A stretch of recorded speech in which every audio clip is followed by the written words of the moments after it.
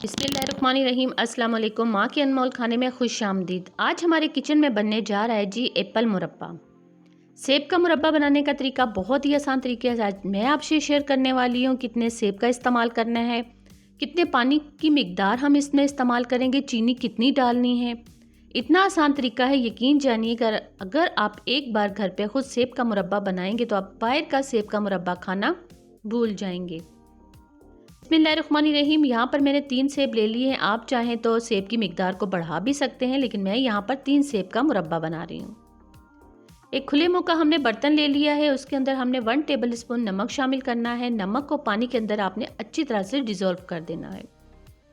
उसके बाद बिस्मिल्लाहिर्रहमानिर्रहीम जो 3 सेब मैंने आपको अभी बताए थे, दिखाए थे, उनका आपने छिलका उतारना है। छिलका उतारते वक्त भी आपने इस बात का ख्याल रखना है कि छिलका तो हमने उतार लिया है, लेकिन हमारे जो सेब हैं वो अंदर से भी ख़राब नहीं होने चाहिए।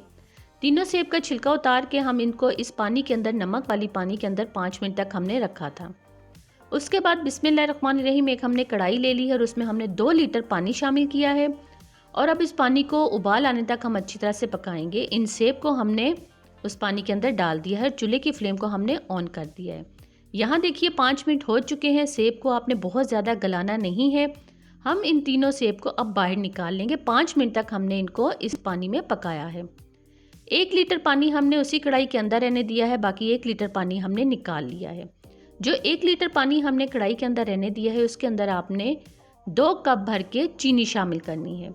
साथ ही साथ हम इसमें 4 से 5 इलायची, साबुत इलायची डाल देंगे, उनके दाने निकाल के। और इसमें फूड कलर आपने इस्तेमाल करना है 1/2 टीस्पून।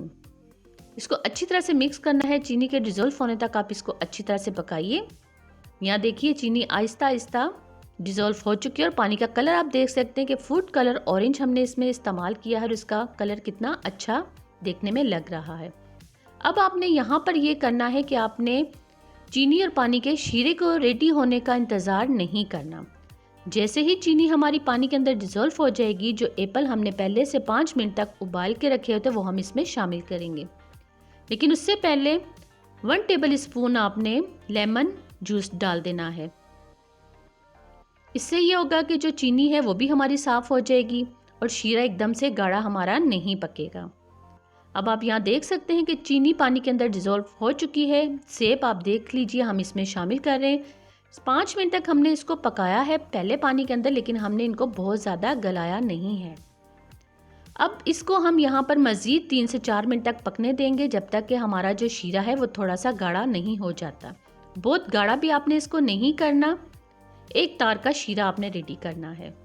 यहाँ पर इस बात का भी ख्याल रखिएगा कि जब हम इससे सर्व करते हैं तो शीरा हमारा बहुत ज़्यादा गाढ़ा हो जाता है, तो इसमें घबराने या डरने वाली कोई बात नहीं है। इसका बेहतरीन हल ये है कि जब भी आप सेब का मुरब्बा खाएं, अगर आपके पास ओवन है तो आप ओवन में इसे दोबारा से गर्म कर लीजिए। अगर ओवन नहीं है तो आप जितना आपने सेब का मुरब्बा खाना है उसके हिसाब से आप थोड़ा सा साथ शीरा निकाल के स्लो आंच पे किसी भी बर्तन में रख के आप इसको पका सकते हैं।